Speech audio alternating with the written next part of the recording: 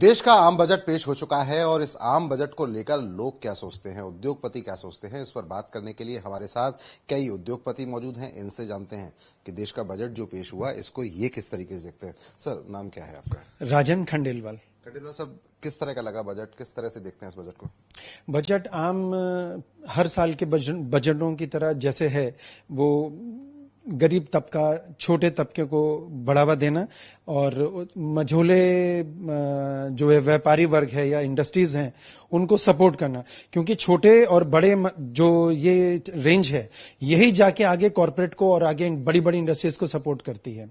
लेकिन इसमें कुछ एमएसएमई को लेके जो हमें उम्मीदें थी वो इसमें अभी तक कोई ऐसा दृश्य दिखाई नहीं देता। कुछ लिमिट्स थी उनको, उस प्रक्रिया को, मुद्रा लोन को सरल बनाने की, लेकिन वो अभी इसमें वो दिखाई नहीं दी।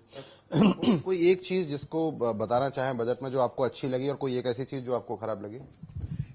जो उम्मीद थी, जैसे मैंने अभी बताया कि एमएसएमई के जो हम लोग मझोले व्यापारी होते हैं, तो सरकार ने कई लोन सुविधा दे रखे हैं जिसमें अनसिक्योर्ड लोन सिडबी के द्वारा वो गारंटी लिया जाता है और उसमें दिया। इसमें एक बात यह है कि जो लिमिट 5 करोड़ की है उसको, जिसकी टर्नओवर 50 करोड़ सालाना से ऊपर हो जाती है तो उसकी लिमिट ये मुद्रा लोन बंद कर दिया जाता है, जबकि इसको 50 से 100 करोड़ ले जाने की हमारी एक लिमिट है कि सरकार को पुनर्विचार करना चाहिए कि जिसे 50 से 100 करोड़ के अंदर वो एक मझोला व्यापारी इसमें अपने टर्नओवर, कैपिटल गुड्स के अंदर ये टर्नओवर कोई मायने नहीं रखती है, तो इसको सरकार को पुनर्विचार करके इसको 100 करोड़ तक ले जाना चाहिए। इंडस्ट्री को कुछ मिला?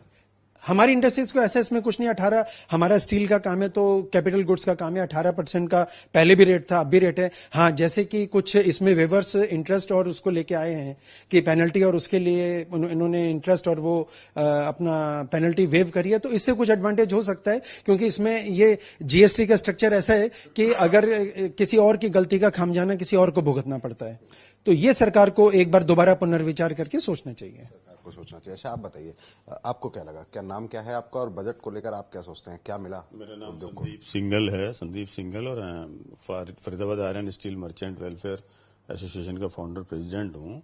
और अगर मिलने वाली जहां तक बात करें, देखिए हम खुद व्यापारी हैं तो हम समझ सकते हैं कि जिस प्रकार एक आमदनी और खर्चे का एक बैलेंस बना करके रखना होता है, जब हम एक छोटा व्यापार करते हैं उसी में बहुत बड़ी एक कॉम्प्लिकेशन रहती है इस चीज को लेकर। यहाँ तो 140 करोड़ देशवासियों का सवाल है, तो लेकिन एक अच्छी बात हम कह सकते हैं कि उनके पास एक लक्ष्य है। आज यदि हम मोदी सरकार की बात करें, उनका तीसरा टर्म शुरू हो चुका है, 2047 में जो विकसित भारत की बात हो रही है, तो उसकी तरफ एक देश की, विश्व की सबसे बड़ी 5वीं अर्थव्यवस्था हमारा देश है, तो हम एक बड़ी सही दिशा की तरफ बढ़ रहे हैं और उसमें हम बहुत ज्यादा एक्सपेक्टेशन हमें करनी चाहिए भी नहीं। पर हाँ, इतना जरूर है कि राजनीतिक जो स्वरूप अब से पहले हम और दलों का देखते थे कि एक बजट को एक विशेष वर्ग के साथ जोड़ करके उसको लोग लुभावने वादे और उनको एक पैकेज दे दिया जाता था, उस तरह की चीजें पिछले काफी समय से हमें नहीं दिख रही हैं। तो एक किसी भी वर्ग को, यदि कोई एक सैलरीड वर्ग की हम बात करते हैं या किसी औद्योगिक जगत की बात करते हैं, तो अगर कहीं कुछ बेनिफिट किसी को दिया गया तो एक बड़ी एक सोची समझी मंशा के साथ दिया गया कि हाँ, इसका लॉन्ग टर्म इम्पैक्ट क्या होगा। तो बड़ा संतुलित सा बजट माननीय निर्मला सीतारमण जी ने आज प्रस्तुत किया, और वो एक इतनी, अगर हम विषम परिस्थितियों की बात करें उसको देखते हुए भी, तो उन्होंने एक बड़ा ही संतुलित बजट पेश किया है। और वेतन भोगियों के लिए जिस प्रकार से 25,000 रुपए की एडिशनल उनको स्टैंडर्ड डिडक्शन प्रोवाइड कर दी, टैक्स के रेट थोड़े कम कर दिए, तो एक चीज है कि हाँ, जितनी लिमिटेशंस थी उसको देखते हुए उन्होंने जो डिसीजन लेने थे वो लिए। और मैं अगर हम इस पे राजनीतिक तरह से कोई प्रतिक्रिया देना चाहें, तो अगर संभवतः अगर मोदी सरकार के पास सीटों की गिनती और बड़ी होती तो हम इस चीज के लिए भी, बीइंग ए व्यापारी मैं आपको बता रहा हूं, हम इस चीज के लिए भी तैयार थे कि जिस प्रकार से ठोस कदम, कड़े कदम सरकार ने पिछले कुछ दिनों में उठाए थे, तो उसके लिए भी हम उम्मीद कर रहे थे कि यदि बहुत मजबूत स्थिति में सरकार होती तो शायद उस तरह के कदम भी उठाए जाते।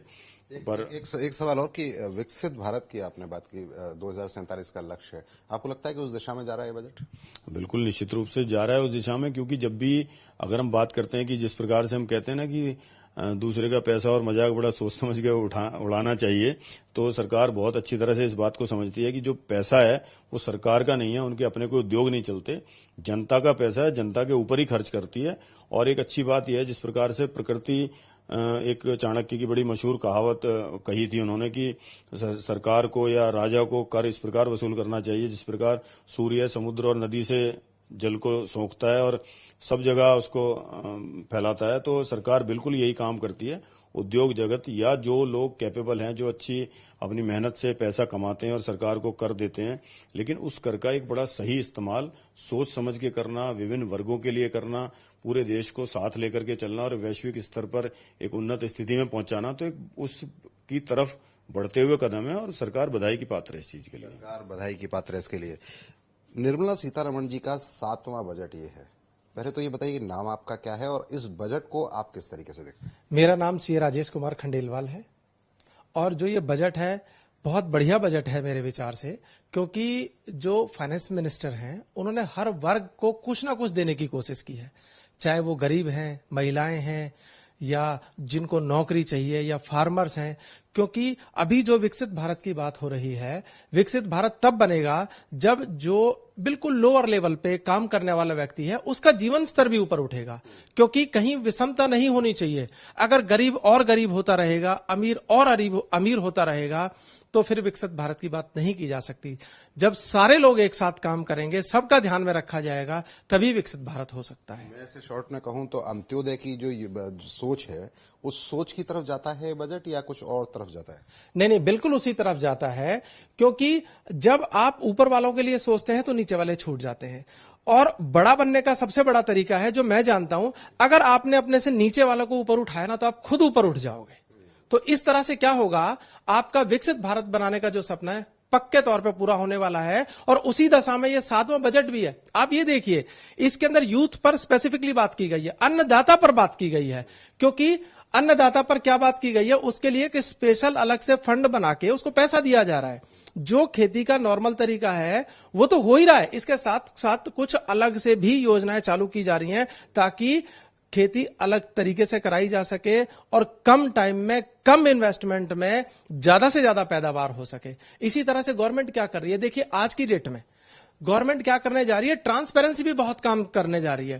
क्योंकि जब चीजें ट्रांसपेरेंट होंगी, अंदर बाहर होंगी, तो हमें चीजें साफ साफ नजर आती हैं कि पर्दे के पीछे क्या हो रहा है, और अकाउंटेबिलिटी भी बढ़ती है। अभी पहले हमको खुद सही होना पड़ेगा, इसी दिशा में गवर्नमेंट ने काम किया। इनकम टैक्स में लेके आए वो ट्रांसपेरेंसी, जीएसटी में ट्रांसपेरेंसी लेके आए। और मैं सर ये उम्मीद कर रहा हूं कि आने वाले टाइम में अब कहीं ना कहीं अकाउंटेबिलिटी फिक्स होने वाली है उन लोगों की जिनके ऊपर काम का बर्डन है, जिनको काम करना चाहिए। क्योंकि जब बिना देखे आपको काम करना है तो काम क्यों नहीं हो रहा। आने वाले टाइम में सर मुझे पूरी उम्मीद है इस दिशा में काम होगा। तो वही सवाल जो मैंने संदीप जी से पूछा था कि 2047 को जो विकसित राष्ट्र की परिकल्पना करते हैं या कहते हैं, उस दिशा में बजट जा रहा है?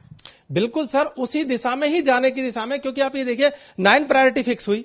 9 प्रायोरिटी के अंदर सबसे पहले उन्होंने क्या प्रायोरिटी फिक्स करी, गरीब, महिलाएं, यूथ और फार्मर। यही तो है, यूथ काम करेगा तो ही तो आगे बढ़ेंगे। तो मुझे ये पूरा मानना है कि 2047 में पक्का विकसित राष्ट्र बनने वाला है भारत। 2047 में विकसित राष्ट्र बने, इसके लिए कदम बढ़ा रही है सरकार। आप बताइए, आपका नाम क्या है और आप इस बजट को किस तरीके से देखते हैं? मेरा नाम अरुण भाटिया है और मैं एमएसएमई में जो छोटे व्यापारी हैं, जो मैन्युफैक्चरर्स हैं, 2 व्हीलर्स से मेरा अपना कारखाना है, तो मैं उस वर्ग को प्रतिनिधित्व करता हूं। तो हमारे लिए तो जो हमारी उम्मीदें थी माननीय अपना फाइनेंस मिनिस्टर से, तो हमारे को उम्मीद थी कि हमारे को जीएसटी में, 2 व्हीलर में रिलीफ मिलेगा, लेकिन हमें उस तरह का कोई रिलीफ नहीं मिला गया है। लेकिन उम्मीद करते हैं कि जीएसटी काउंसिल इसके बारे में दोबारा सोचेगी। और 2 व्हीलर क्योंकि इस समय लग्जरी नहीं है, हर आदमी की जरूरत है, हर छोटे से छोटे आदमी को 2 व्हीलर की जरूरत है, तो इसमें इनको करना चाहिए था ताकि उससे हमारे जो एमएसएमई मैन्युफैक्चरर्स हैं उनको भी काफी रिलीफ मिलता है। क्योंकि वो 18 की जगह 28% उनको देना पड़ता है, जेब से जाता है। और सरकार की जो पुरानी पॉलिसीज हैं, 45 दिन में पैसा मिल जाएगा, वो सब चीजें अभी कुछ लगता नहीं है कि बहुत ज्यादा सख्ती है, जिसके कारण अभी हमारे को पेमेंट्स में दिक्कत आ रही है। लेकिन इस बजट में और भी अच्छी चीजें हैं, जैसे कि कैपिटल गेन इन्होंने कम कर दिया, समय कम कर दिया, 3 साल की जगह 2 साल में होगा, 15-20% की जगह 12.5% कर दिया। इससे इकोनॉमी को बूस्ट मिलेगा। सोने की कीमतें बहुत ऊपर चढ़ गई थी, उसको भी काफी आज देखा गया काफी डाउन हो गया है। तो आम आदमी है जिसने शादी ब्याह करने, तो सबको इससे रिलीफ मिलेगा। और एक और बात कहें कि सरकार ने हिंदू, बौद्ध, जैन तीर्थ स्थलों को भी दोबारा से ठीक ठाक और नया बनाने की जो पहल की है, तो वो भी हमारे लिए बहुत अच्छा रहेगा तो भविष्य ये में। फरीदाबाद के उद्योगपति हैं, एक बात साफ तौर पर कह रहे हैं कि बजट बहुत बेहतर है, तमाम वर्गों को ध्यान में रखते हुए इस बजट पर काम किया गया है। हालांकि कुछ उम्मीदें और हैं और इस बात को लेकर विश्वास जता रहे हैं कि ये उम्मीदें जो हैं ये भी सरकार आने वाले वक्त में पूरी करेगी, लेकिन बजट को पूरी तरह से लोगों के हित के लिए बताया जा रहा है। दीपक गौतम, सूर्य समाचार, फरीदाबाद।